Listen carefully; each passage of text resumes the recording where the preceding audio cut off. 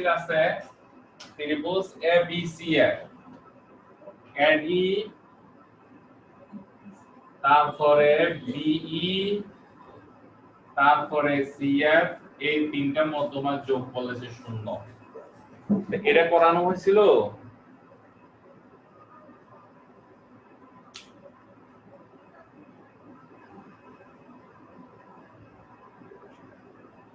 না স্যার।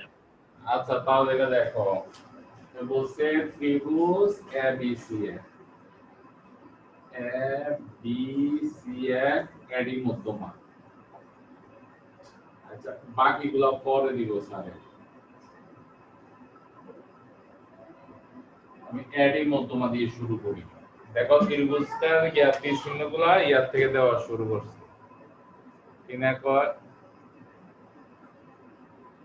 এ থেকে ডিসি দুটা নিচে দিকে আর বিসি টা হচ্ছে এইভাবে। আর যেহেতু এখানে এডি বলছে এইজন্য তীর চিহ্নটা এইখানে যেভাবে বলছি মধ্যমাগুলো তীর চিহ্ন এইভাবে দিছি। এখন আমরা প্রথমে যেটা করব ত্রিভুজ এবিসিএ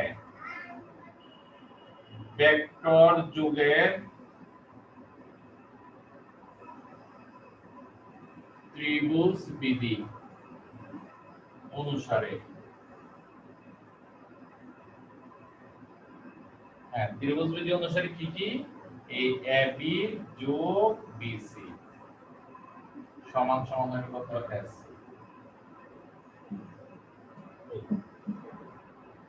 এবার আমরা কি করব এডি মধ্য আমরা তিনটা মধ্যমার মান বের করব চিত্র থেকে এডি এর মধ্যমা বি এর মধ্যমা সি এফ এর মধ্যমা তিনটা মধ্যমার মান বের করব।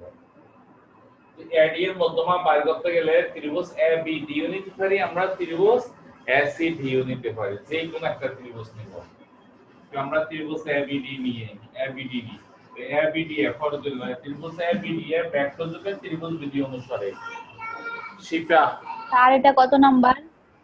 এটা মনে হয় লাস্টে সিনসিডার 6 নাম্বার মনে হয়। দেখো হ্যাঁ শিফা স্পিকার অন করো। এবিডি ত্রিভুজের ইয়াটা বলো ত্রিভুজ বিধিটা বলো।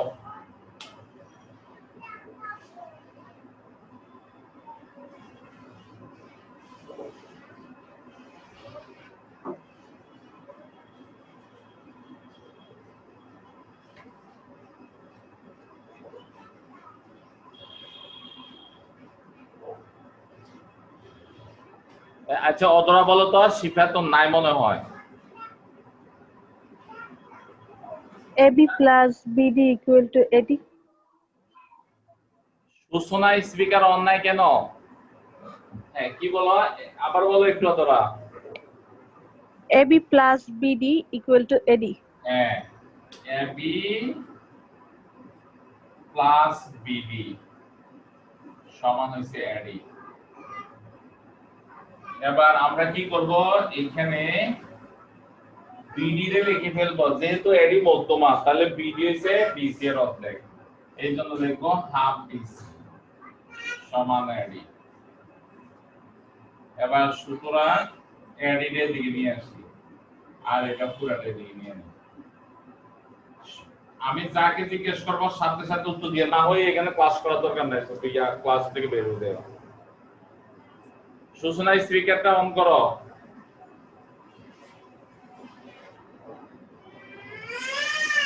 স্যার মাইনাস হবে না মাইনাস বিসি হাফ বিসি পুরো এদিকে নিচে মাইনাস হবো কেন? আর খেয়াল করছি হ্যাঁ এটা এরপরে হইছে কি বি যোগ করব এবার। হ্যাঁ বি এর মান বের করব সব সময় ত্রিভুজ নিব কি যে আর বি এ বি মধ্যমান সব সময় ত্রিভুজদের নিব এ যাতে থাকে ওইদিকে নজর রাখবা তোমরা। তো এ যদি থাকে আর আমরা এবার বি এর মান বের করব এইজন্য হইব ত্রিভুজ এ বি। হ্যাঁ দেখি ইয়া বলো তো মনিরা বলো এটা কি হইব?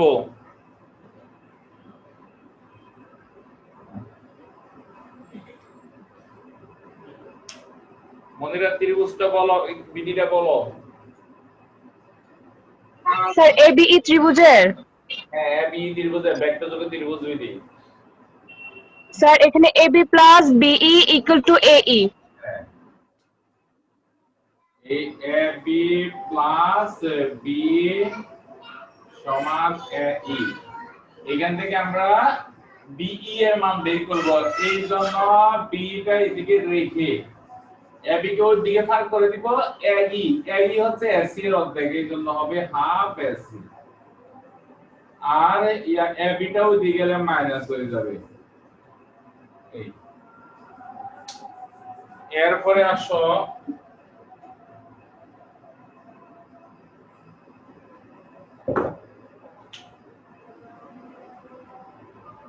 তারপরে এসে বের করব CF। CF এর জন্য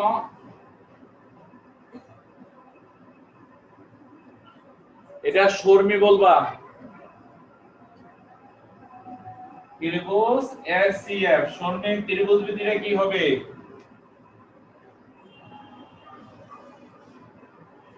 স্যার AC প্লাস CF এরপর আর AF equal to AF AC যোগ CF equal to AF। Equal F। এবার সুতরাং আমরা এখান থেকে কি বের করব? CF। এই CF এর মান বের করব সমান সমান F কে লেখা যাবে হাফ AB আর AC টা ওই দিকে মাইনাস। তুলো এবার তোমরা।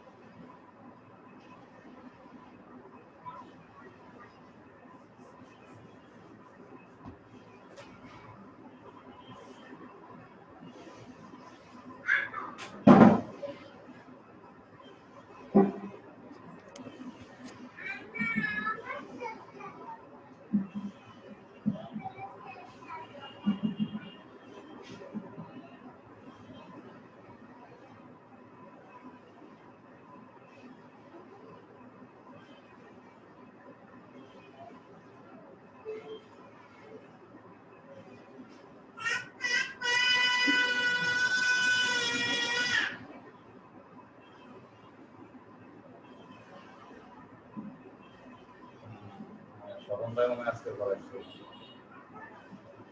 আজকে শুরু করতে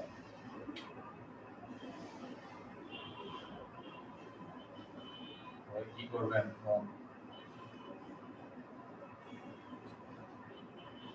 দেখা করে সে করেন 10 তারিখ থেকে আমি সর্বোচ্চ 15 জন দিয়ে শুরু করব।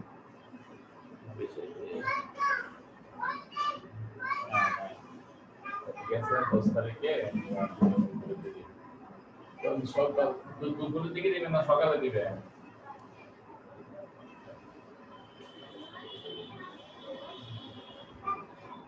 সকাল দুপুরে দিলে মনে হয় নজরে কথা সকালে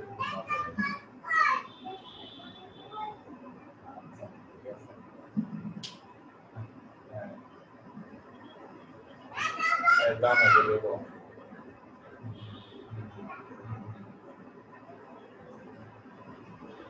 তাহলে আমি 12টার আগে পড়াবো আর কি।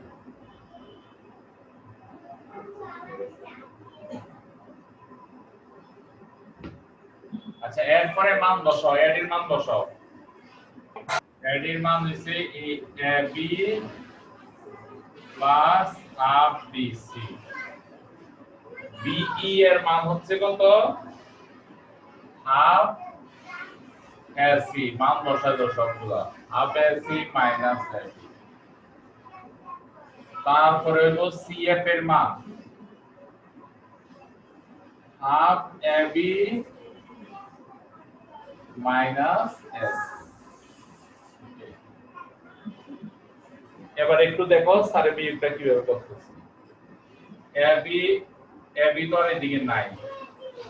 ও হ্যাঁ, ab আর ab কাটা যায়। এই ab কাটা, তাই হাফ ab থাকে।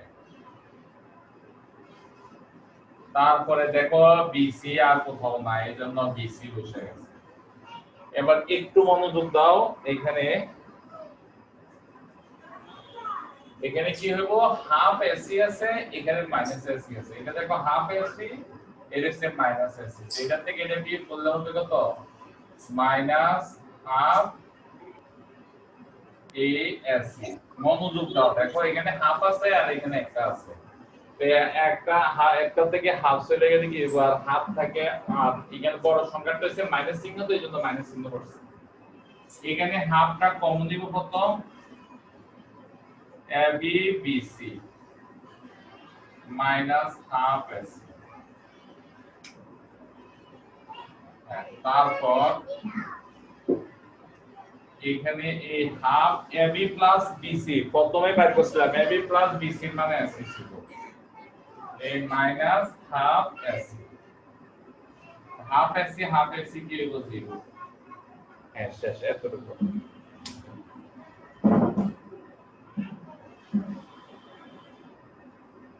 স্যার শেষের আগের লাইনটা কিভাবে শেষের আগের লাইনটা এটা নিচেরটা? এই হাফটা কমন দিলে কি হবে? ab প্লাস কি হবে? bc। এবার আসো এবার মাইনাস হাফ ac যেটা রয়ে গেছে। এবার ab প্লাস bc এর মানটা দেওয়া প্রথম দিয়ে দেওয়া ছিল ত্রিভুজ abc ওইখানে এই আছে। এবার মাইনাস হাফ ac। এবার এর থেকে এটা মান গেলে শূন্য, ভেক্টর চিহ্ন দেওয়া লাগবে।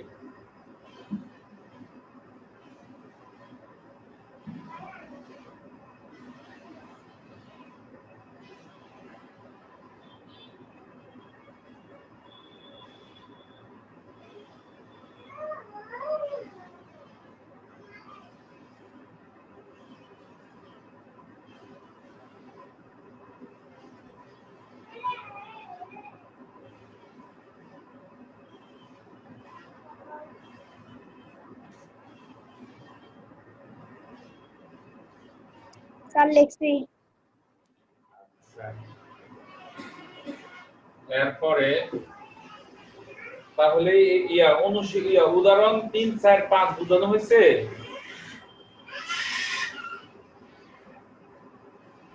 জি স্যার।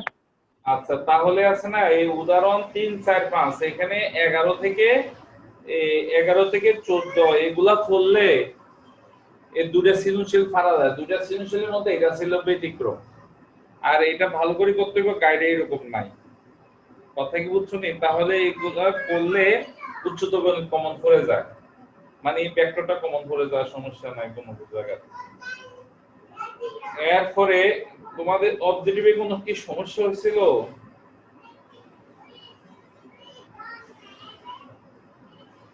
ভেক্টরের অবজেক্টিভে কোনো কি সমস্যা হয়েছিল যে আমি পরীক্ষা নিছিলাম এর মধ্যে থেকে অথবা স্কুলের পরীক্ষা থেকে?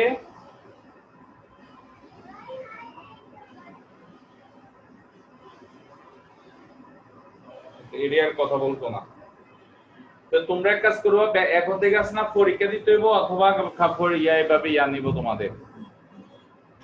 আর মনে রেখে তাল পুকুর পাড়ে পড়বা। এখানে তাল পুকুর পাড়ে পড়ে না কে কে আছে?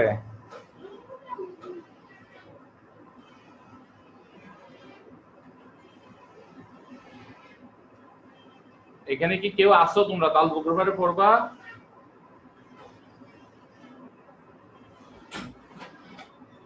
আচ্ছা ঠিক আছে, এরপরে আসো। ফাইজা ভেক্টর বুঝাইছেনি? জি স্যার। আচ্ছা ভেক্টরটা তোমরা কি করবা, কালকে এর মধ্যে এটা ভালো করে শেষ করবা। কালকে শেষ করলে এর পরের দিন দেখি এই অধ্যায় সৃজনশীল পরীক্ষা নিব। সৃজনশীল নিজে থেকে দিব, সব এলোমেলো করে দিব, নিয়মগুলা ঠিক থাকবে আর কি। তোমরা এই জন্য ভালো করে পড়বা। আচ্ছা পদার্থবিজ্ঞান কোন অধ্যায় পড়াইতেছিলাম?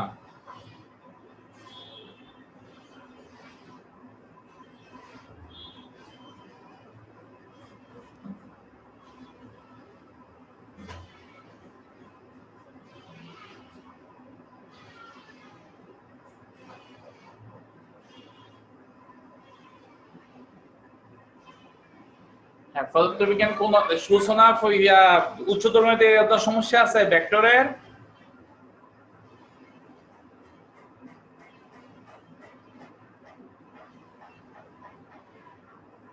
সূচনা স্পিকার অন করো।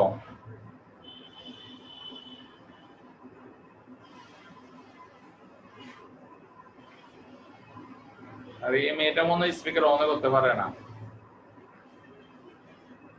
আচ্ছা পদার্থের ফাইজা বলো তো, পদার্থের কোন অধ্যায় পর্যন্ত পড়াইছি? জি স্যার। পদার্থবিজ্ঞান স্যারে কোন অধ্যায় পর্যন্ত পড়াইছি?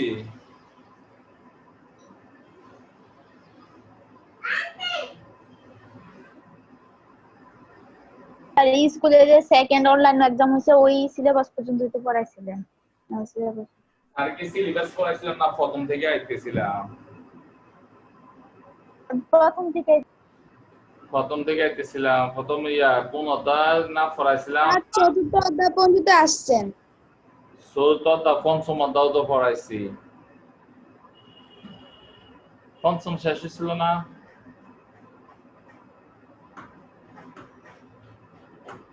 না স্যার, পঞ্চম অধ্যায়টা ধরেন নাই।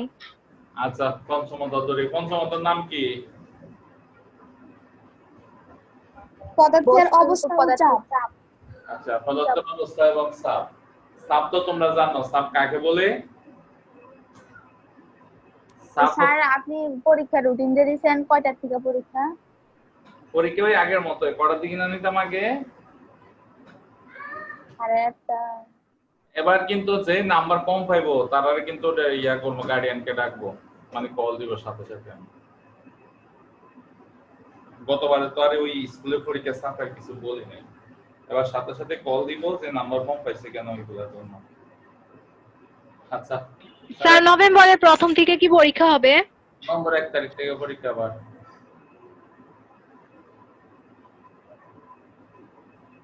দেখো তো আমরা পড়বো পদার্থের পঞ্চম অধ্যায় পদার্থবিজ্ঞান।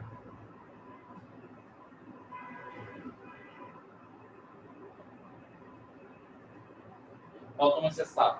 চাপ কাকে বলে? বস্তুর একক ক্ষেত্রফলের উপর লম্বভাবে প্রযুক্ত বলকে চাপ বলে। একক ক্ষেত্রফলের উপর লম্বভাবে প্রযুক্ত বলকে চাপ বলে। তাহলে চাপ ফি সমান সমান হচ্ছে F/A। এটা দ্বারা বুঝি চাপ হচ্ছে বলের সমানুপাতিক, তারপরে হচ্ছে ক্ষেত্রফলের ব্যস্তানুপাতিক। তার মানে হচ্ছে বল বেশি হলে বল এটা কি প্রথম অধ্যায়? যে পঞ্চম অধ্যায়। আর্লিনা আর্লিনের স্পিকার অফ করো।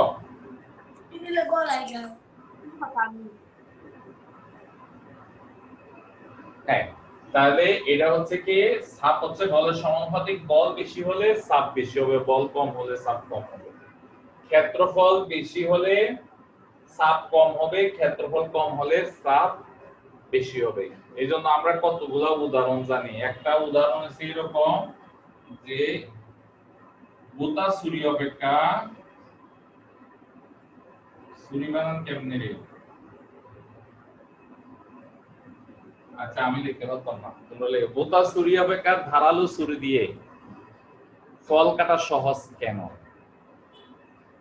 লিখে ফেলো, ভূতা সূর্য অপেক্ষা ধারালো ছুরি দিয়ে ফল কাটা সহজ কেন?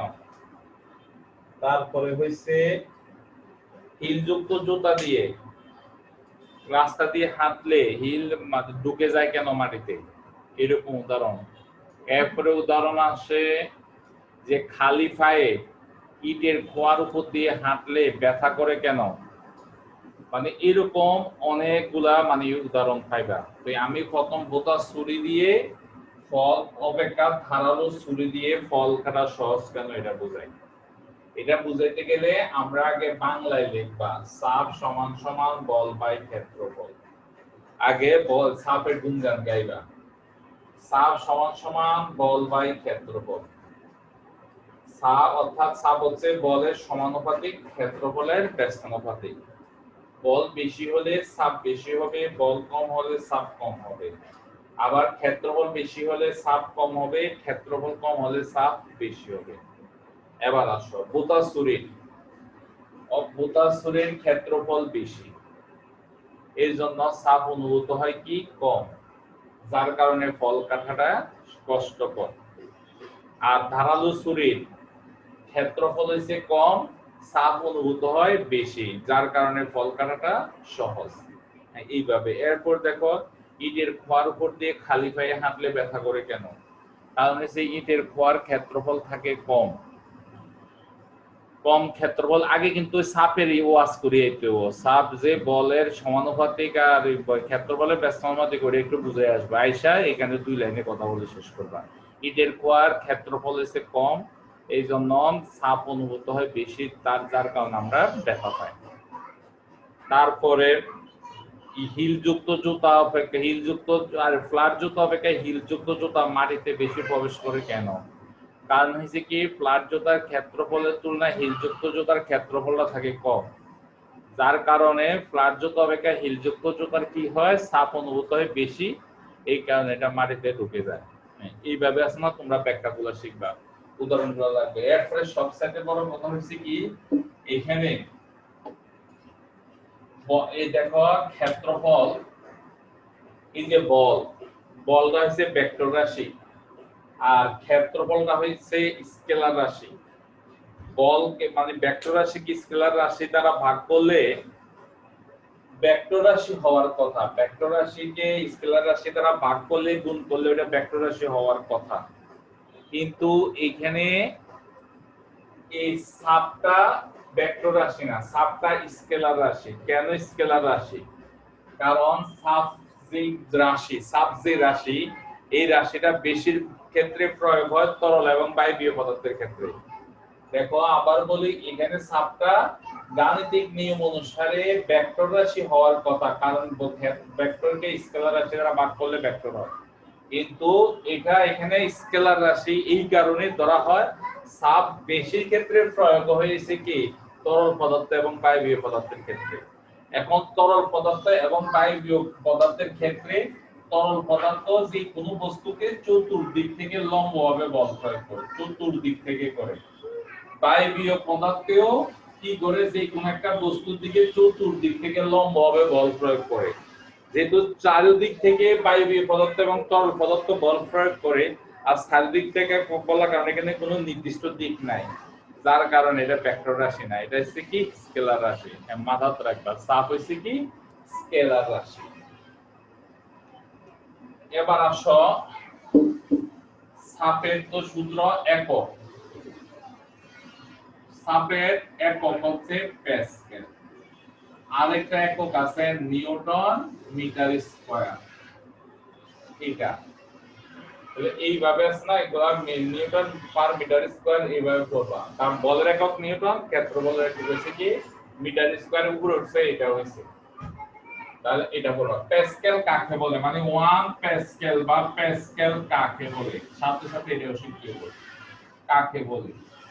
তাহলে এই সংজ্ঞাটা দিতে হইব এটা দিয়ে 1 মিটার স্কয়ার ক্ষেত্রফলের উপর 1 নিউটন বল প্রয়োগ করলে, 1 মিটার স্কয়ার ক্ষেত্রফলের উপর 1 নিউটন বল প্রয়োগ করলে যে চাপ অনুভূত হবে তার মানকে 1 প্যাসকেল বা শুধু প্যাসকেল বলে। আবার বলি 1 প্যাসকেল কাকে বলে, 1 মিটার স্কয়ার ক্ষেত্রফলের উপর 1 নিউটন বল প্রয়োগ করলে যে চাপ অনুভূত হয় তার মান হচ্ছে 1 প্যাসকেল বা শুধু প্যাসকেল বলি। এখন তোমাদেরকে যদি বলা হয় 10 প্যাসকেল বলতে কি বোঝায়, সব সময় মাথায় রাখবা টেন এরকম বলতে কি বুঝায় যদি আসে এটার দিকে তাকাইতে হবে। নিচেটা সব সময় এক হবে, নিচেটা সব সময় কি হবে এক হবে। স্যার আবার বুঝাই বলি 110 প্যাসকেল বলতে মানে কি বুঝায়, এই কি বোঝানো যদি সংখ্যা আসে তাহলে আমরা এই সূত্রের দিকে তাকাইতে হবে। সূত্র যদি ভগ্নাংশ থাকে এই ভগ্নাংশের হরটা ক্ষেত্রে সবসময় 1 হবে। এই জন্য হবে কি 10 প্যাসকেল বলতে বোঝায় 1 মিটার স্কয়ার ক্ষেত্রফলের উপর 10 নিউটন বল। কারণ 10 প্যাসকেল কে 1 দ্বারা ভাগ করলে 10 ই হবে। 10 নিউটন বল প্রযুক্ত হলে অনুভূত হওয়া চাপের পরিমাণ হবে 10 প্যাসকেল। হ্যাঁ, এইভাবে সব সময় এইটা নিচে ক্ষেত্রফল আছে দেখে এখানে 1 মিটার স্কয়ার হবে। এরপরে যত প্যাসকেল বললে তত নিউটন করে হবে। এটাকে এইভাবে লিখতে হবে। হ্যাঁ, এরপরে আসো তাহলে চাপের ক্ষেত্রে এগুলা গেল। এবার আসো একটা অঙ্ক যদি আমরা করি। এবার এই অঙ্কটা করলাম, সাথে সাথে আরেকটা ধাঁধা। তোমরা তো খালি বেঞ্চের উপর যদি শুয়ে থাকো,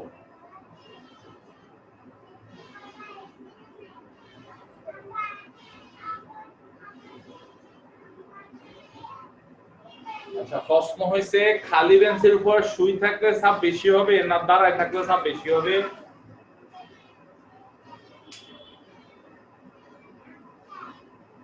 এটা বলবে সূচনা। সূচনা কোথায়? দাঁড়ায় থাকলে। তরমিনা, সূচনার আমি খুঁজিয়ে পাইতাছি না। সবচেয়ে বেশি কথা বলার দরকার ছিল সূচনা, এটা আমার বাসা পর্যন্ত আসছে আর এই মাইয়ে কথা বলেন নাই তো।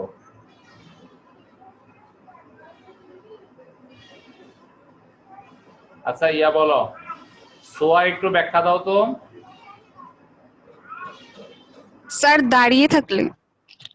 ব্যাখ্যা দাও। স্যার দাঁড়িয়ে থাকলে তো ক্ষেত্রফল কম হবে, তো চাপ বেশি। শুয়ে গেলে এরপরে ক্ষেত্রফল কম বেশি হয়, চাপ বেশি কম। আচ্ছা এবার তুমি যদি সোরাবালিতে আটকে যাও তাহলে কি শুয়ে যাবে না দাঁড়িয়ে থাকবা?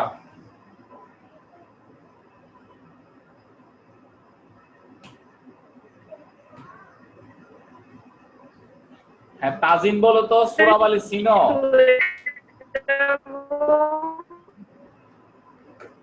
শুয়ে যাব। হ্যাঁ কেন শুয়ে যাবা?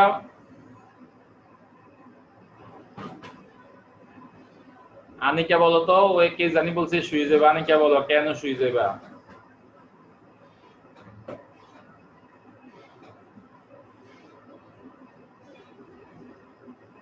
আনিকা মনে জয়েন করে চলে গেছে, গল্প করতে চলে গেছে ওরা আমার সাথে। হ্যাঁ আনিকা বলো সুরাবালি চিনো?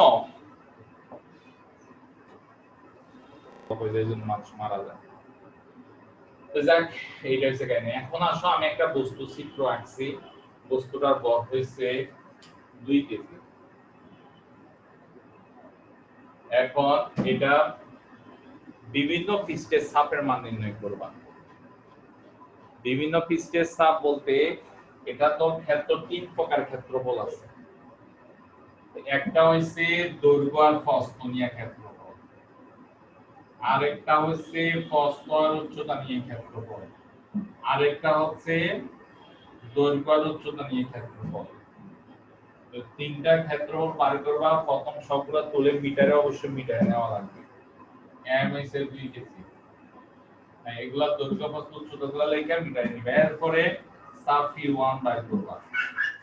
P1 হবে এইখানে দেখো হবে ওজন লাগবে, কারণ আমরা তো জানি চাপ P সমান সমান হচ্ছে F/A।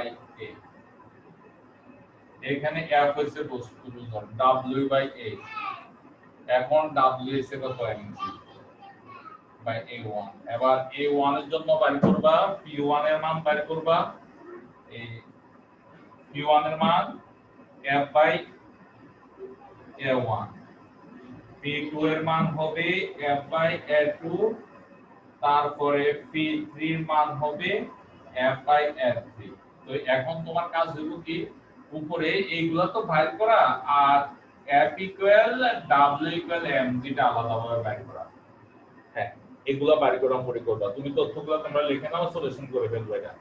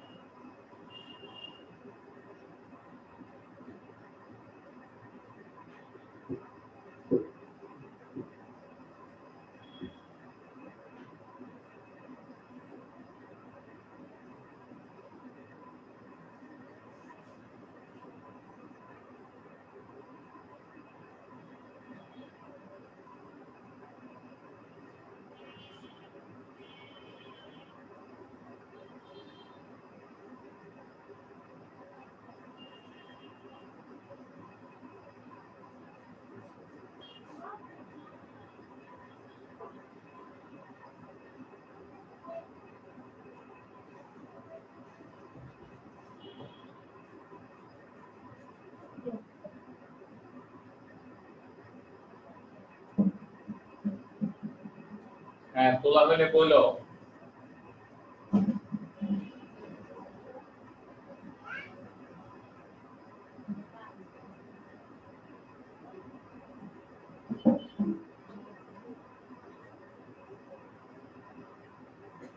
স্যার তুলছি।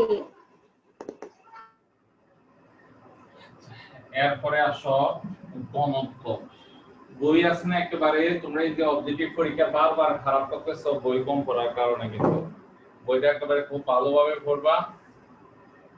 মানে ইয়াদ আছে কেন আছে, বইটার মধ্যে অনেক অবজেক্টিভ আছে কিন্তু।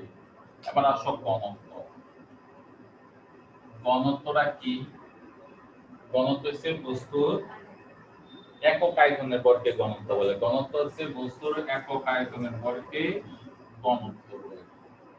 যে ঘনত্ব rho equal m by v।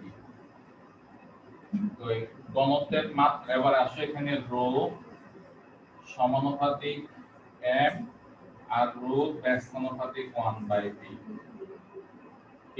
এবার মনে করো, এবার যদি প্রশ্ন আসে একই আয়তনের নিচে কোনটির ভর বেশি? এক নাম্বার পানি, 2 নাম্বার বাষ্প, 3 নাম্বার বরফ, 4 নাম্বার কেরোসিন। এইভাবে অবজেক্টিভ দিল। একই আয়তনের নিচের কোনটির ভর বেশি? এবার বলো তো কোনটাও সঠিক উত্তর হবে এর মধ্যে থেকে?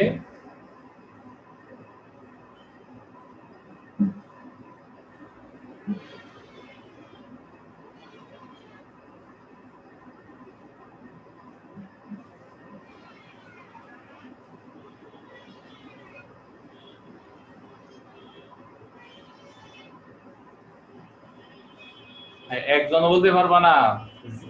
জিবা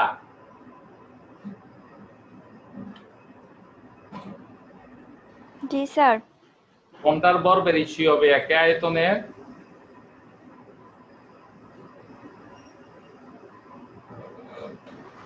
স্যার জানি না। মনিরা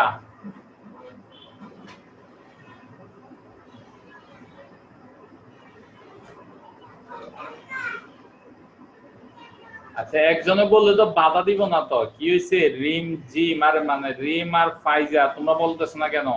স্যার বরফের। কার? স্যার বরফ। বরফের। বরফে গ্রহণযোগ্য নয়। সোয়াজ ইসমিন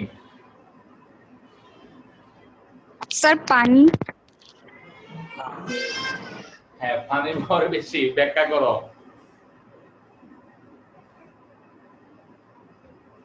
স্যার পানির তো ঘনত্ব বেশি। পানির ঘনত্ব বেশি, দেখো পানির ঘনত্ব বেশি হলে ভর কি হবে, বেশি হবে। কারণ ভর আর ঘনত্ব হচ্ছে এখানে কি সমানুপাতিক, স্যারে বলে দিয়েছিলাম। তো এইখানে সবচেয়ে মানে একই আয়তন হলে সবচেয়ে ভর বেশি হইছে পানির। আর পানির ঘনত্ব হইছে কত, 1000। জলীয় বাষ্পের ঘনত্ব কত কারো জানা আছে নি? আচ্ছা, জলীয় বাষ্পের ঘনত্ব আমারও জানা নাই। বরফের ঘনত্ব 900 এত, আর কেরোসিনের ঘনত্ব 800। তো এই জলীয় বাষ্পের ঘনত্ব আরো কম হবে। জলীয় বাষ্পের ঘনত্ব বায়ুর ঘনত্বের কাছাকাছি। তোমরা ইয়া পাইবা কিনা কো একটু বই থেকে এত কষ্ট না করে ওই গুগলে সার্চ দিবা, ডেনসিটি ইয়া ডিভাইস দিলে তখন বাইরে চলে আসবে। তো তোমরা একটু ওইখান থেকে বাইরে করে আমার কালকে জানাইবা। তো এই বাষ্পর ঘনত্ব বললে যে কোনো একটা ফায়দা। তাহলে এখানে তোমাদের এরকম অবজেক্টিভ আসলে যার ঘনত্ব বেশি তার ভরটা বেশি হবে, যার ঘনত্ব কম তার ভরটা কম হবে। এই হচ্ছে অবস্থা। এইভাবে করে অবজেক্টিভ সলিউশন করতে হবে সূত্রকে বিশ্লেষণ করে। হ্যাঁ, এরপরে আসো একক আর রাশি। রাশি তো অবশ্যই স্কেলার রাশি, এটা তো বোঝানো লাগবে না। তাহলে একক হচ্ছে কি, ভরের একক কিলোগ্রাম, আয়তনের একক মিটার কিউব। মাত্রা, ভরের মাত্রা হচ্ছে m, আয়তনের মাত্রা হচ্ছে l কিউব। চাপের মাত্রাটা বুঝাই নাই, চাপের মাত্রাটাও তোমরা এরকম বের করে ফেলবা, প্রথমত বুঝাইছিলাম। এবার আসো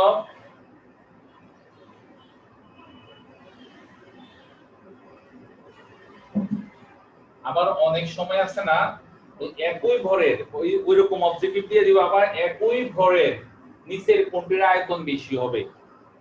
মানে এই 10 কেজি পানির ভর বেশি, 10 কেজি পানির আয়তন বেশি না 10 কেজি বরফের আয়তন বেশি? পানি আর বরফ, এটা কি বলবা? কোনটার আয়তন বেশি, 10 কেজি পানির আয়তন বেশি না 10 কেজি বরফের আয়তন বেশি? স্যার বরফের। 10 কেজি বরফের আয়তন বেশি। হ্যাঁ, যার ঘনত্ব কম তার আয়তন কি দেব, বেশি হবে। আচ্ছা, তাহলে গেল এটা। এবার ঘনত্ব, পানির ঘনত্ব আমরা 1000, আচ্ছা এটা দিব না। পানির ঘনত্ব 1 গ্রাম পার সিসি বলতে কি বোঝায়? ও আচ্ছা, আমারে আচ্ছা এই একটা কথা আমারে বলছিল ওই রিমে বলছিল, আমার পরে মনে হয়েছিল আমরা কেমিস্ট্রিতে অঙ্ক করতে গেলে 1 mg, mg মানে মিলিগ্রাম, আমি ওরে ওদিনকে বলছিলাম, বুঝছো নি রিম? জি স্যার, বুঝছি। একদিনকে স্যার প্রশ্ন করছিল mg, আমি মনে করছিলাম gm নেই, কথাই বুঝছো? পরে মনে হচ্ছিল তো তুমি তো mg বলছো। mg মানে হচ্ছে মিলিগ্রাম, এটারে গ্রামে নিতে হইলে কি করতে হবে, 1000 দ্বারা ভাগ করতে হয়। তাহলে মিলিগ্রাম মানে হচ্ছে মিলিমিটারের হিসাবটা হয়, মিলি সেকেন্ড মানে মিলিমিটারের মতো হিসাব হয়। এই গ্রাম আর mg এর মধ্যে পার্থক্য, এটা হচ্ছে গ্রাম আর এটা হচ্ছে মিলিগ্রাম। এই 1 গ্রাম পার সিসি বলতে কি বোঝায়? 1 গ্রাম পার সিসি মানে সিসি মানে হচ্ছে কিউবিক সেন্টিমিটার। তো 1 গ্রাম পার সিসি বলতে বোঝায় 1 সেন্টিমিটার কিউব।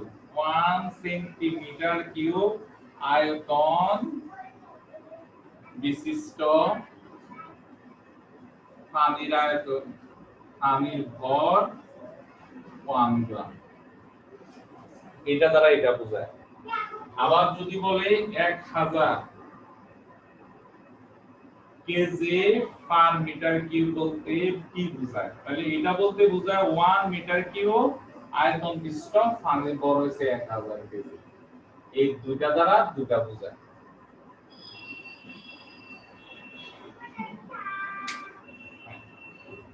এরপরে দেখো গ্রাম পার সিসি কে আমরা কি করতে হইব, কেজি পার মিটার কিউবে নেওয়া লাগবে। ওইটাতে নিলে কি হয়, গ্রাম পার সিসি কে যেমন পানির ঘনত্ব দিয়া দিল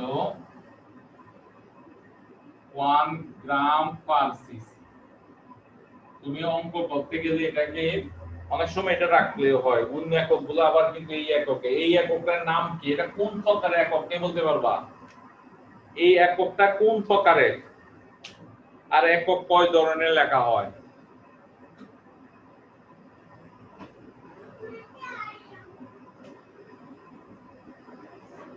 দেখো এসআই একক দুইটা ভাগে ভাগ আছে, এই দুইটা ভাগের নাম কে কে জানো?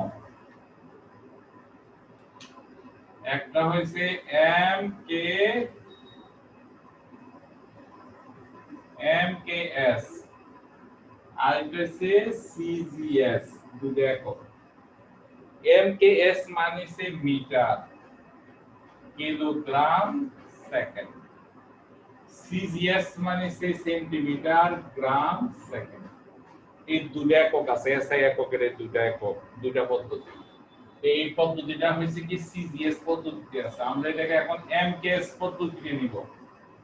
এমকেএস পদ্ধতিতে নিতে গেলে 1 গ্রাম কে নিতে হইব কেজিতে, গ্রাম কে নিতে হইব কেজিতে, তখন আমরা ভাগ দিতে হইব 1000 দ্বারা ভাগ। আর সেন্টিমিটার, সিসি, এটা ছিল সিসি, সেন্টিমিটার কিউব কে মিটার কিউবে নিব। তো তোমাদেরকে আগে একবার বুঝাইছিলাম যে সেন্টিমিটারকে মিটার কিউবে, সেন্টিমিটারকে যখন আমরা মিটারে নিই তখন আমরা কি করতে হবে, 100 দ্বারা ভাগ করতে হবে, কারণ হচ্ছে 100 সেন্টিমিটার সমান 1 মিটার। সেন্টিমিটার স্কয়ারকে মিটার স্কয়ারে নিতে গেলে 100 স্কয়ার দ্বারা ভাগ করতে হবে। কারণটা হচ্ছে কি 100 স্কয়ার সেন্টিমিটার স্কয়ার হইছে কত, 1 মিটার স্কয়ার। এরপরে হইছে কি সেন্টিমিটার কিউবকে যদি আমরা মিটার কিউবে নিতে হয় তাহলে আমরা কি করতে হবে, ভাগ দিতে হবে, মানে 100 কিউব দ্বারা ভাগ দিতে হবে। তাহলে আমাদের এখানে সেন্টিমিটার কিউব আছে, এটাকে আমরা মিটার কিউবে নিব, এজন্য আমরা কি করব, 100 কিউব দ্বারা ভাগ করব। 100 কিউব মানে হচ্ছে 10 টু দি পাওয়ার 6। এখন দেখো সংখ্যাটা নিচে, কিউবিক সেন্টিমিটার সংখ্যাটা নিচে, এজন্য ভাগ দিতে গেলে উপরে লিখতে হইব সংখ্যাটা 10 টু দি পাওয়ার 6 কে। আবার বলি সেন্টিমিটার কিউবকে মিটার কিউবে নিতে গেলে 100 কিউব দ্বারা ভাগ করতে হবে। 100 কিউব মানে হচ্ছে 10 টু দি পাওয়ার 6। এখন সেন্টিমিটার কিউবটা হচ্ছে নিচের সংখ্যা, এইজন্য ভাগ দিতে গেলে উপরে লিখতে হবে। তখন গ্রামটা হয়ে গেল কেজি, আর সেন্টিমিটার কিউবটা হয়ে গেল মিটার কিউব। এবার কাজ করলে হয় কি, এই 1000 কেজি পার মিটার কিউব, এইভাবে নেওয়া লাগে। হ্যাঁ, তোলো এটা।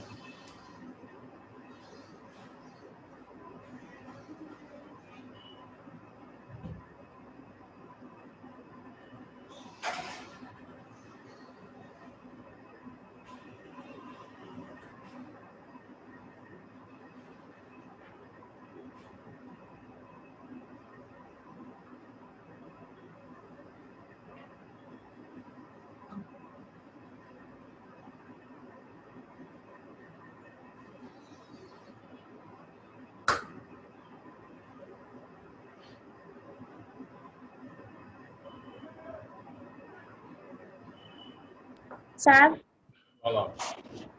Sir KG per metre cube রে গ্রাম সিসি তে নিতে কিভাবে, মানে কিভাবে কাজ করব? আর দেখো পরীক্ষাতে অবজেক্টিভে আসলে সরাসরি 1000 দ্বারা গুণ করলে হয়ে যায়। কেন অবজেক্টিভে যদি আসে গ্রাম পার সিসি কে অঙ্ক করতে লাগে, তোমরা এত কাজ না করে 1000 দিয়ে গুণ করলে হয়ে যায় কেউ। আচ্ছা, ও বলছে এই 1000 কেজি পার মিটার কিউব, এটাকে আমরা কিসে নিব, গ্রাম পার সিসি তে নিব। তাহলে কি করব, কেজি কে গ্রামে নিতে গেলে বড় সংখ্যা তো ছোটর দিকে নিতে গেলে গুণ করলে হয়, বড় সংখ্যাকে ছোটর দিকে নিতে গেলে গুণ করলে হয়। 1000 গ্রামে 1 কেজি, এইজন্য এটাকে আসলে গ্রামে নিতে গেলে 1 কেজিকে আমরা 1000 দ্বারা গুণ করছি। মিটার কিউব তো নিচের সংখ্যা, এই মিটার কিউবকে আমরা সেন্টিমিটার কিউবে নিতে হইব। মিটার কিউবকে সেন্টিমিটার কিউবে নিতে গেলে 100 কিউব দ্বারা, 100 কিউব মানে 10 টু দি পাওয়ার 6 দ্বারা গুণ করতে হইব। মিটার কিউবকে সেন্টিমিটার কিউবে নিতে গেলে 100 কিউব দ্বারা গুণ করতে হবে। এটা যেহেতু নিচের সংখ্যা, তাহলে গুণটাও নিচেই করতে হবে। তখন এটা হয়ে যায় গ্রাম পার সিসি। এবার কাজ করলে 1 গ্রাম পার সিসি এইভাবে করতে হবে। তো ঘনত্বের কতগুলো প্রয়োগ আছে এগুলো ভালো করে বুঝতে হবে। ভালো করে এটা আমি এরকম ঘনত্ব দিয়ে ডুবা এবং বাসার কিন্তু কতগুলো ব্যাপার আছে। বস্তু যদি নিরেট হয়, নিরেট মানে ভিতরে কোনো ফাঁকা অংশ থাকবে না, ভিতরে কোনো কি থাকবে না, ফাঁকা অংশ থাকবে না, মানে খালি অংশ থাকবে না, এরকম যদি হয়, যদি ডুবে যায় বস্তুর ঘনত্ব হবে পানির ঘনত্ব থেকে বেশি। যদি নিমিজিত অবস্থায় ভাসে, এরকম যদি ভাসে তাহলে বস্তুর ঘনত্ব পানির ঘনত্ব সমান হবে। আর যদি ভাসে তাহলে বস্তুর ঘনত্ব হবে কম, পানির ঘনত্ব হবে বেশি। এই ঘনত্ব দ্বারা আসলে আমরা এই সিদ্ধান্তগুলো নিতে পারি যে একটা বস্তুর ঘনত্ব দ্বারা বস্তুটা ভাসবে না ডুবে বোঝা যায়, অবশ্যই বস্তুটা নিয়ে ডুবতে হবে। এখন তোমাদেরকে যদিও আমি বলি যে জাহাজ পানিতে ভাসবে না ডুববে, তোমরা জানো জাহাজ লোহার তৈরি, লোহার ঘনত্ব পানির ঘনত্ব থেকে বেশি, সুতরাং জাহাজ পানিতে ডুববে। তাহলে এটা কি হলো না? তাহলে কেন পানিতে জাহাজ ভাসে? কারণ এটা কিনা কয় নিরেট না, এটা ফাঁপা অংশ। এই ফাঁপাটার জবাব দিতে গেলে ভাসবে না ডুববে, ওইটার জবাব দিতে গেলে আমরা প্লবতার কাছে যাইতে হবে। এই জন্য তোমাদের এর আগে এত বিশ্লেষণ করে বোঝানো হয়েছে না, এখন বিশ্লেষণ করে বুঝবা যে ঘনত্ব দিয়ে ভাসবে না ডুববে আমরা কখন দিব, আর প্লবতা দিয়ে আমরা কখন সিদ্ধান্ত নিব। প্লবতার ক্ষেত্রে সিদ্ধান্ত সকলগুলাই নেওয়া যায়, ফাঁপাও নেওয়া যায়, নিরেটও নেওয়া যায়, কিন্তু ঘনত্ব দিয়ে শুধু নিরেট নিতে পারবা, ফাঁপাটা নিতে পারবা না। এই হচ্ছে কথা। এরপরে ঘনত্বের ঘনত্ব দিয়ে তো শুধু নিরেটের না, বুঝি না তার ঘনত্ব দিয়ে শুধু নিরেটের নেওয়া যাবে না, মানে নিরেট থাকলে ঘনত্ব প্রয়োগ করা যাবে। হ্যাঁ, ঘনত্ব দিয়ে শুধু নিরেটের সিদ্ধান্ত নিতে পারবা, আর আপনি উল্টা প্লবতা দিয়ে সবগুলা নিতে পারবা। ঠিক আছে? এরপরে আসো তাহলে গেছে এটা ঘনত্বের কতগুলা ব্যবহার আছে। একটা ব্যবহার হয়েছে কি আইপিএস এর মধ্যে পানি দিতে হয় কেন, কারণ হচ্ছে আইপিএস এ থাকে তো সালফিউরিক অ্যাসিড, তখন সালফিউরিক অ্যাসিডের পানিগুলো জলীয়বাষ্প হয়ে যাওয়ার কারণে অথবা বিক্রিয়ার কারণে ঘনত্বটা কি হয়ে যায়, বেড়ে যায়। ঘনত্ব বেড়ে গেলে আবার এটার মধ্যে পানিগুলা দিয়ে আবার এদের কি করতে হয়, হালকা করতে হয়। এই জন্য আইপিএস এর ব্যাটারিতে পানি দিতে হয়, কারণ এখানে একটা নির্দিষ্ট পরিমাণ ঘনত্ব থাকতে হয়। তোমরা তো জানো সালফিউরিক অ্যাসিডের ধর্ম কিন্তু ভিন্ন হয়। ভিন্ন বলতে গাঢ় সালফিউরিক অ্যাসিড জারণ ধর্ম প্রদর্শন করে, জারণ ধর্মের মধ্যে সালফার ডাই অক্সাইড উৎপাদন করে। আর কিন্তু যদি লঘু সালফিউরিক অ্যাসিড হয় তাহলে সেটা হাইড্রোজেন আয়ন প্রদর্শন করে। তো এই জন্য এখানে লঘু সালফিউরিক অ্যাসিড ব্যবহার করা হয় আইপিএস, এই কারণে পানি দিতে ব্যবহার হয়। এরপরে এসে কিছু অবজেক্টিভ আসে এরকম, পসাডিম পানিতে ভাসে কেন, ভালো ডিম ডুবে কেন, এরকম আসবে। এরপরে এসে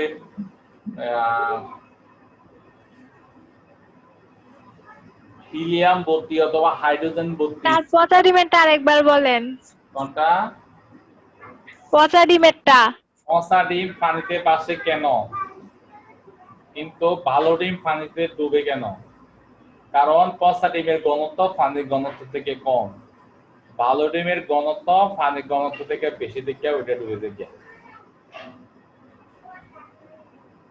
এরপর হয়েছে বিভিন্ন অনুষ্ঠানে বেলুন উড়ানোর জন্য, যে বিভিন্ন অনুষ্ঠানে মানে বেলুন যে উড়ায় ওই বেলুনকে ফুলানোর জন্য হাইড্রোজেন বা হিলিয়াম গ্যাস ভর্তি করা হয় কেন? কারণ এই গ্যাসগুলোর ঘনত্ব বায়ুর ঘনত্ব থেকে কম। হাইড্রোজেন বলো, হিলিয়াম বলো আর মিথেন গ্যাস বলো, এই গ্যাসগুলোর ঘনত্ব বায়ুর ঘনত্ব থেকে কম। বায়ুর ঘনত্ব থেকে কম হওয়ার কারণে এটা বায়ুতে কি করে ভেসে বেড়ায়, মানে উপরের দিকে উঠে যায়। এরপরে দেখবে যে উঠতে উঠতে একটা পর্যায়ে আর উপর দিকে ওঠে না, কারণ হচ্ছে কি যত উপরের দিকে যাইতে থাকে বায়ুর ঘনত্ব তত কমতে থাকে।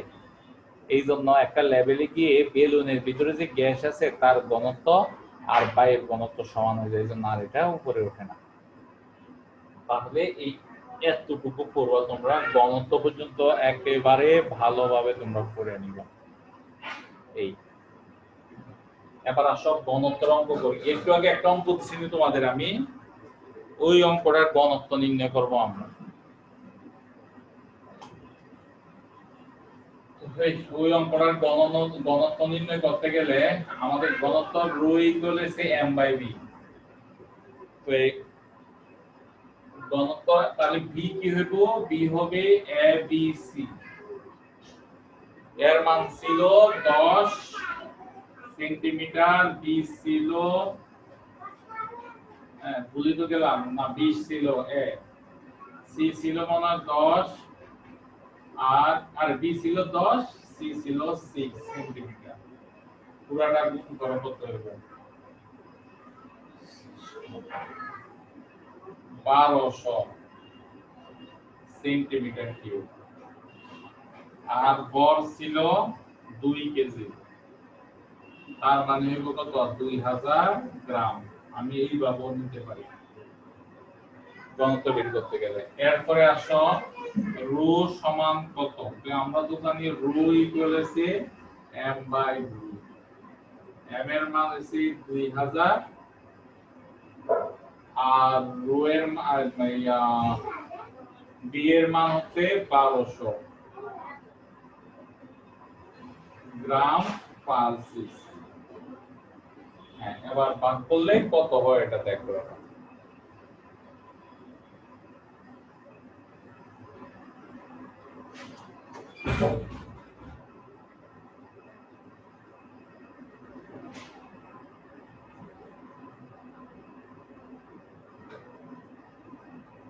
One point six seven. 7. আচ্ছা যেটা 1/27 যত আসল তত। এই দেখো ঘনত্ব 1.67. 1.67। দেখো ঘনত্বের আরো ব্যবহার আছে। ঘনত্ব দিয়ে বস্তুটা কি খাঁটি বস্তু না নকল বস্তু এটা বোঝা যায়। তো তোমাদেরকে মনে করো আমি একটা স্বর্ণের টুকরা দিয়ে দিলাম, এই স্বর্ণের টুকরা দিয়ে আমি তোমাদেরকে এটা বড় বলে দিলাম, আয়তন বলে দিলাম। তোমাদেরকে আবার প্রশ্ন করলাম যে স্বর্ণের টুকরাটা কি খাঁটি না নকল। এখন খাঁটি হবে কখন? যখন এটার ঘনত্ব যদি 19.3 গ্রাম পার সিসি হয়, তখন হবে এটা খাঁটি। তার থেকে বেশি বা কম হলে, এটা কম বা বেশি হলে কি হইতো? তার থেকে কম হলেও খাঁটি হবে না, তার থেকে বেশি হলেও খাঁটি হবে না। এখন তোমাদেরকে যদি বলে দে এখানে 3 যেমন তোমাদেরকে প্রশ্ন ইয়ার মধ্যে দেওয়া থাকে না, 24 ক্যারেট, 20 ক্যারেট, 22 ক্যারেট, 18 ক্যারেট এরকম দিয়ে দেওয়া থাকে। তো ওইখানে এখন যদি তোমাদেরকে ওইখানে প্রশ্ন করে দেওয়া হয় যে কোনটা খাঁটি, তো 24 ক্যারেটটা খাঁটি, এটা আমরা জানি, ক্যারেট দিয়ে আমরা বুঝি। এখন যদি তোমাদেরকে বলে যে ঘনত্ব দিয়ে বলে যে কোনটা খাঁটি, তখন তোমরা বাড়ি করবে কি হবে? যেটা 19 এর কাছা, মানে 19.3 এর কাছাকাছি, সেটা হচ্ছে খাঁটি। এইভাবে ইয়া করতে হয়। আচ্ছা স্যার বলো। স্যার ওই আপনি যে আয়তনটা নিলেন এটা তো মিটারে হবে না? আমি উত্তরটা কিসে বাইর করছি? গ্রাম পার সিসি তে বাইর করছি, এই জন্য আমি মিটারে নিছি না। বুঝছো? আচ্ছা আমরা এরপরে কি করা, মেইন বই ঘনত্বের কোন অঙ্ক আছে দেখো তো।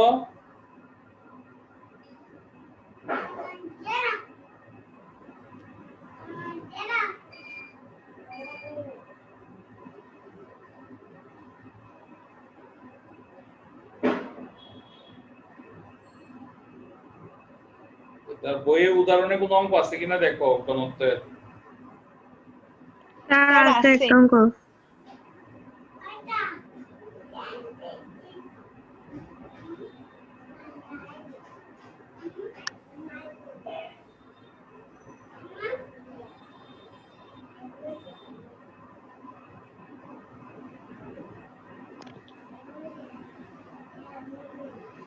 হ্যাঁ আছে তো অনেকগুলো অঙ্ক। 1 কেজি পানিতে এত গ্রাম লবণ গুলে নেওয়ার পর তার আয়তন হলো এত। এই পানির ঘনত্ব কত হবে এটা পারবা। জর্ডানের ডেড সি এর ঘনত্ব হচ্ছে এত গ্রাম, এই সমুদ্রে 1 কেজি পানির আয়তন কত এটাও পারবা। এবার আসো নিউক্লিয়াসের ঘনত্ব কত। এখানে অবজেক্টিভ আছে কিন্তু এটাতে যে নিউক্লিয়াসের ঘনত্ব কত, 1 চা চামচের নিউক্লিয়াসের ভর কত। নিউক্লিয়াস তৈরি হয় নিউট্রন আর প্রোটন দিয়ে, তাদের একটার ভর হইছে কত। নিউটনের বা আমরা নিউটন তো প্রোটন আর ইয়ারে নিউটন করে তো নিউক্লিয়াস নিয়ে, তো এই একটা প্রোটনের ভর কত।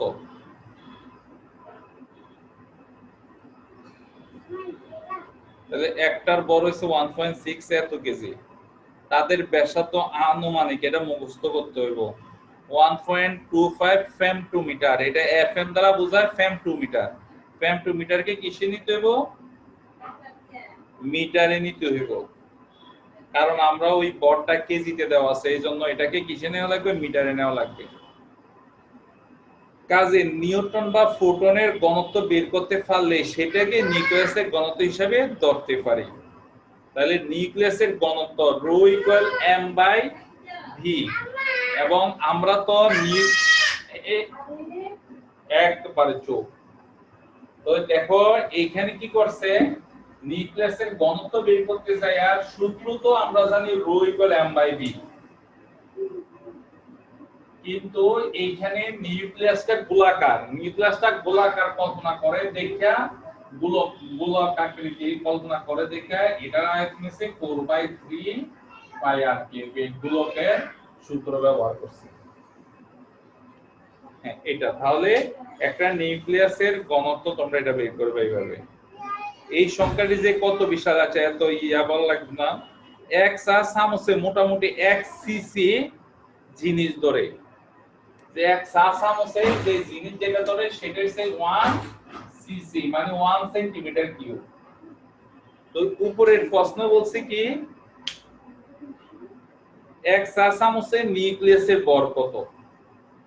তো 1 চা চামচে নিউক্লিয়াসের ভর কত, তাহলে নিউক্লিয়াসের ঘনত্ব তো আমরা জানি রো ইকুয়াল জানি m বাই v।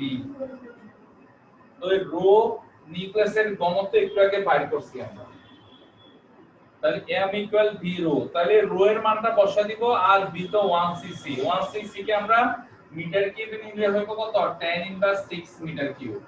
তাহলে এইভাবে নিয়ে মান বসালে আমরা এখানে কি হবে ঘনত্ব পেয়ে যাব।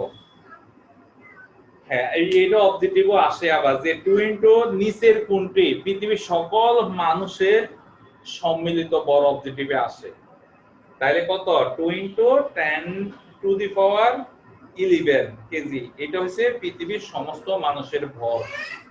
তাহলে এটা করবা। আর